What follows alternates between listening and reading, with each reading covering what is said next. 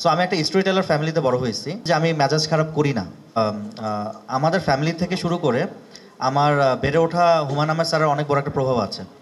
কারণ আমার প্রথম উপন্যাসটা হুমায়ূন আহমেদ স্যারের পড়া, এবং আমি পড়ে দেখলাম উপন্যাসের যে চরিত্রগুলো আছে, আমার মা, আমার খালামণি, পাঁচ খালামণি, দুই মামা, সো আমার নানু বাড়ির সাথে মিলে যায়। মনে হচ্ছে যে আমারই গল্প বলতেছে, অন্য কেউ ভাবে বলতেছে আর কি। তো আমি জানি না যে আমার মারও খুব পছন্দ হুমায়ূন আহমেদ। সো আমি একটা স্টোরি টেলার ফ্যামিলিতে বড় হয়েছি, যে আমি যখন স্কুল থেকে এসে আম্মুর হাতে ভাত খেতাম, তখন আমার আম্মু আমাকে খুব সুন্দর করে গল্প শোনাতো।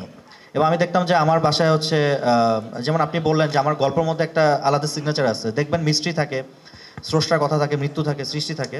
সো আমি ছোটোবেলা থেকে আমার মায়ের কাছ থেকে এমন একটা স্টোরি টেলিংয়ে বড় হয়েছি যে আমি সাহাবীদের গল্প জানতাম, এবং বিভিন্ন রুমি কবিতা থেকে পড়ে বড় হয়েছি।